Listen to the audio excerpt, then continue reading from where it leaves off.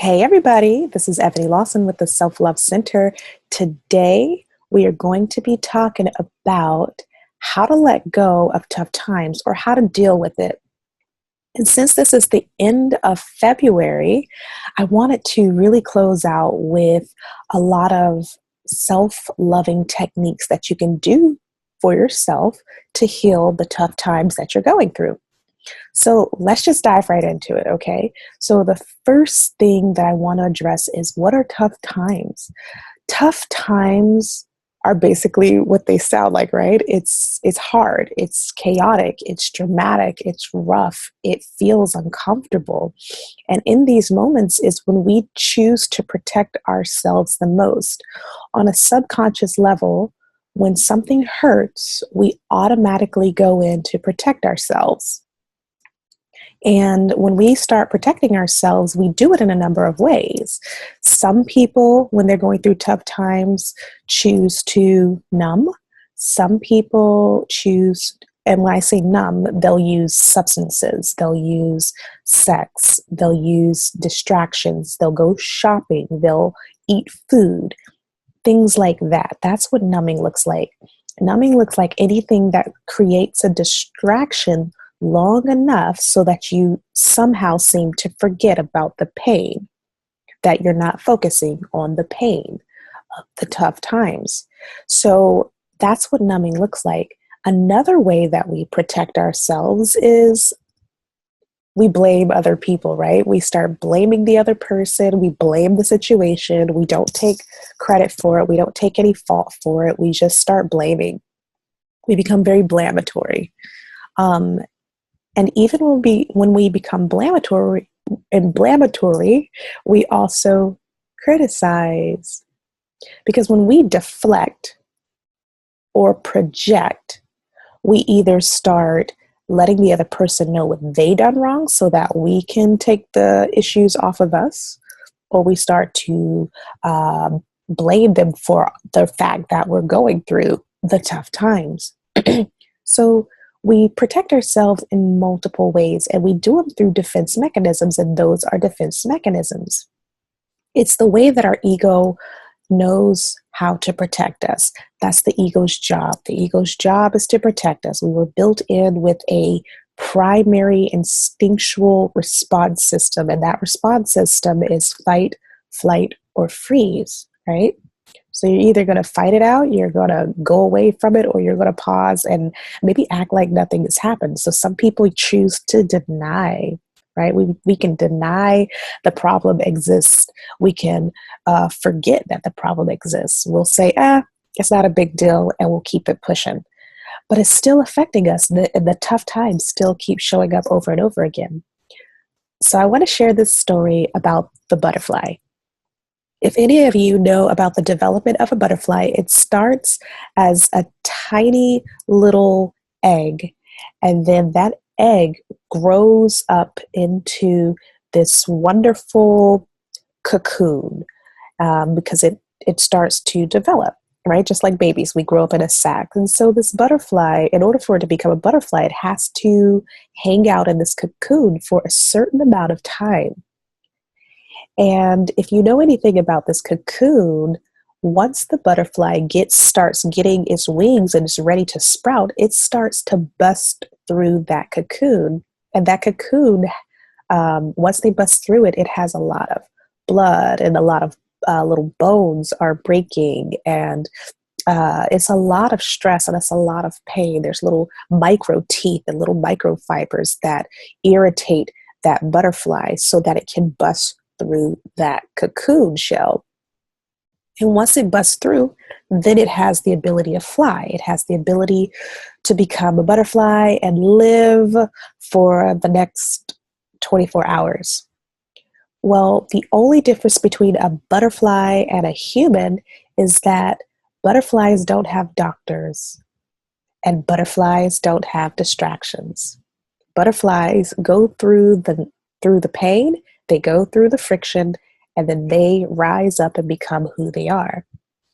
As humans, we have doctors to give us Valiums and Xanaxes and pills. We have distractions that we talked about earlier that numb the pain, that get rid of the pain, that blame the other person. And we choose to go through those to deal with the pain instead of allowing the friction of our own cocoon. So when you're going through a tough time, imagine yourself as that butterfly. You're going through a cocoon. The best thing you can start to do is allow it. Allow the pain. The pain is where the growth lives. Because in order for that butterfly to become a butterfly and flap its wings, it had to go through the pain. There is no other way. And in order for us to flap our wings and to keep moving, we have to go through the pain. There's no other way. So if you've ever worked with me, you know that I specifically preach this message a lot, which is learning how to sit with pain. When we do the work together, I teach you how not to numb. I teach you how to move past the tough times so that you can transform those tough times into the gift that's getting you closer and closer to the truest parts of yourself. So a big part of that is shifting your mindset. And we talk a lot about that in my Unapologetically Bold and Free program. And so I want to give you guys some tools today on how to get through tough times. And I wrote them down, so you'll see me looking down a little bit. But the thing that I want to say to you is you've got to feel it, you've got to deal with it, and that's the only way you can heal it, right? Feel it, deal it, and heal it. Healing comes after you have confronted and addressed the pain. So the first thing that I want you to do, take a deep breath and talk about the pain. Most of the times when bad things happen to us, we either choose to keep it inside of ourselves or we tell a small group of people. We don't let everybody know what's going on. We pretend that everything is okay because we've got to get through the day. A lot of us have jobs we've got to work through. We have families.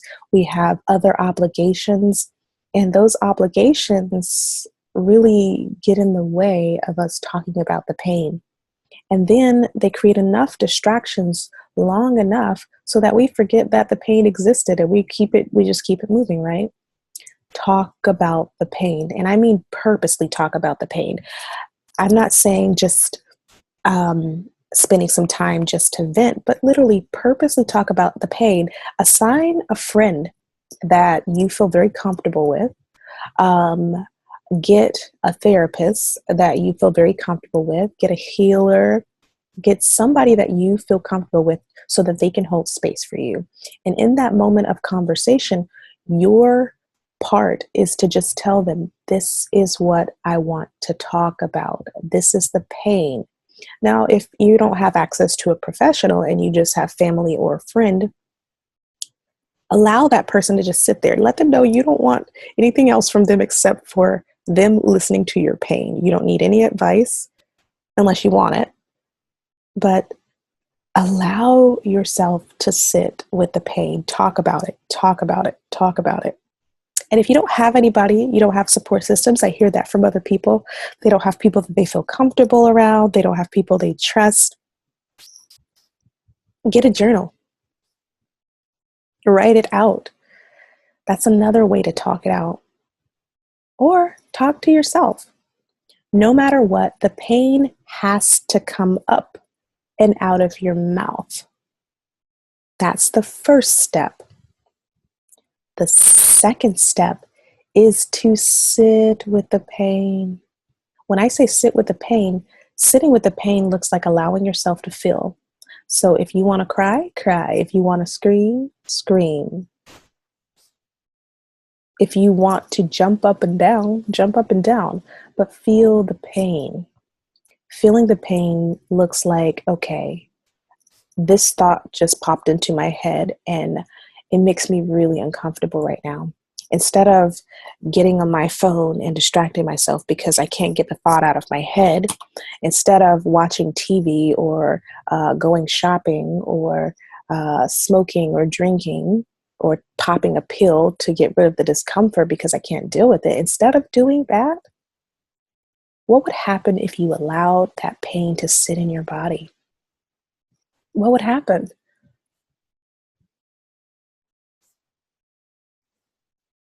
The pain will start to slowly move.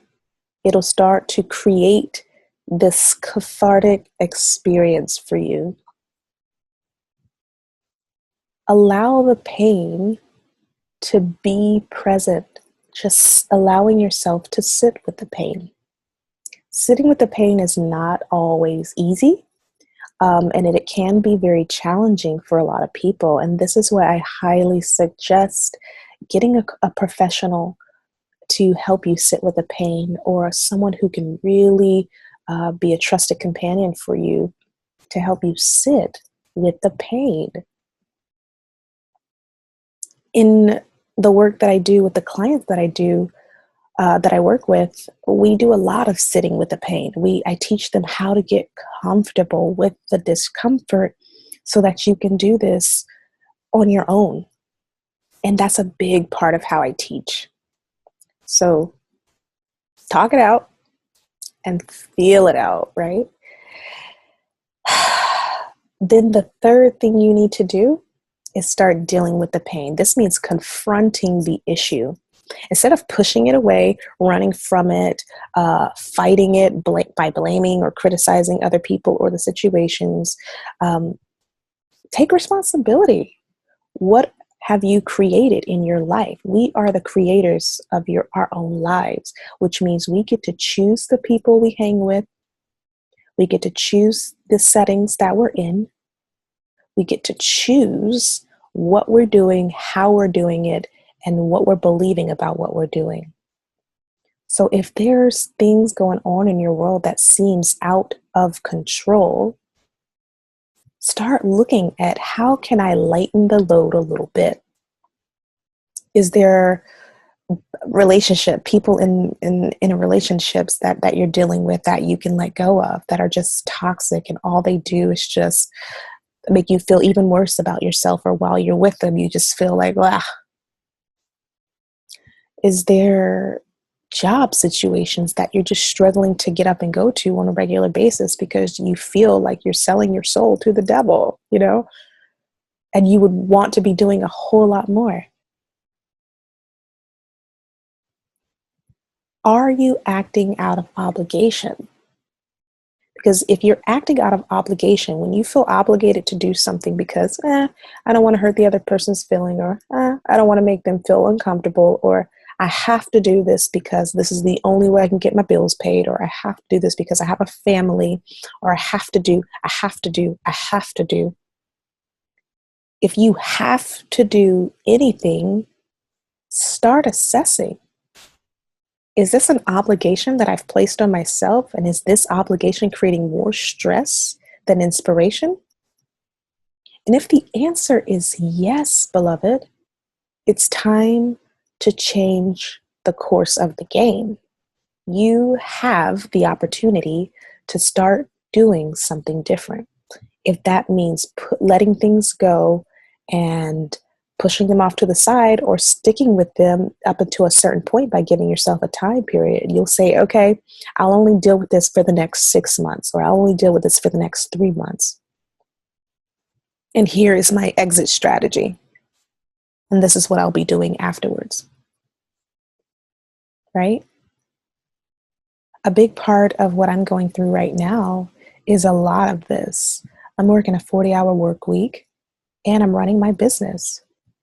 And imagine, that's a lot of hours throughout my week that is completely dedicated to helping other people. And in that 40-hour work week, it's not for me, right? I am meant to thrive.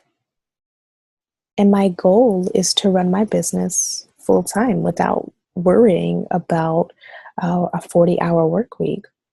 So I've given myself a time period. I said, okay, for the next several months, this is what I will be working on. So I've given myself these obstacles so that once I meet the obstacles, I can move beyond this 40-hour work week and then step into my business full time. And there's benefits to my situation right now. The 40-hour work week is giving me a lot of access to a financial income support that is helping me build my business. And it's allowing me to still do what I love, which is therapy and helping people and working with clients. So there's some benefits to why I'm doing the work. So for you, if you're in a situation you feel locked into and you believe that you're locked into it and it cannot change, it's time to get some support. There is a way to change your situation. And if you are not able to see it on your own, it's time to reach out to a professional, someone who can help you. Get friends who are very brilliant in seeing things from a different perspective. So that's what you have to do. Start setting goals, changing your mindset. This is what's called dealing with the issue, right? So you're going to talk it out, you're going to feel it out, and you're going to deal with the issues. You're going to deal it out, right? And then the fourth and final way to take care of yourself through tough times, self-care. I don't care who you are, from the mountains to the sea.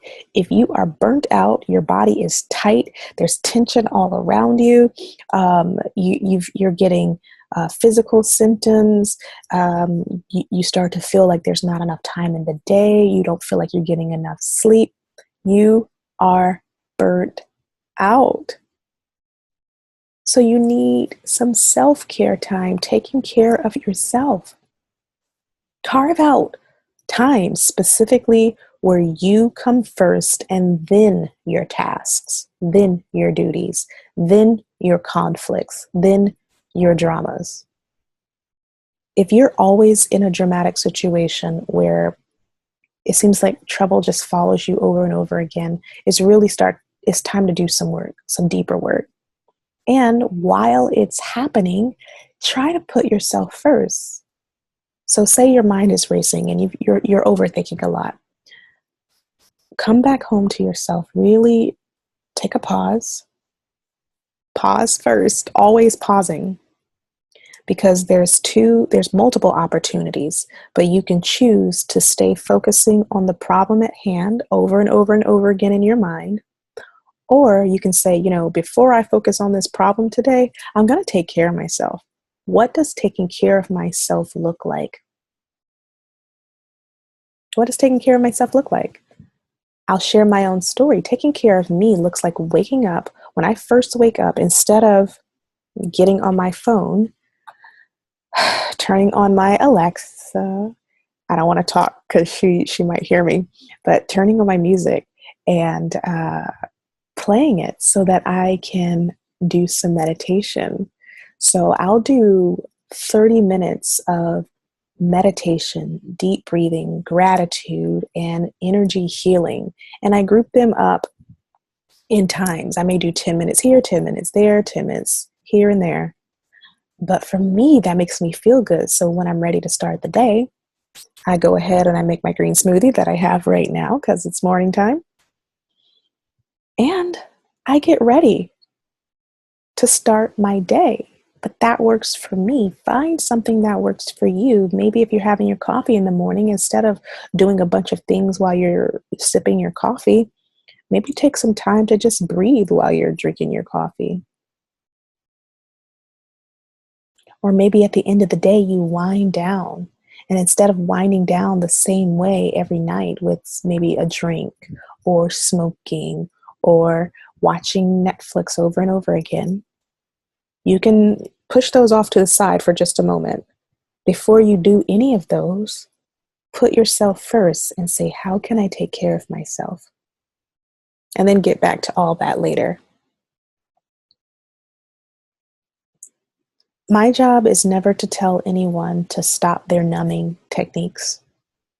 Those things will start to fall away on their own the minute you start to put yourself first The minute you start to feel the emotions, the minute you start to talk it all out without the blame and the criticism, the minute you start to just deal and confront the issues creating the problems, the minute you do all of those things and you do them consistently and with practice, is the minute those numbing techniques start to fade away for you.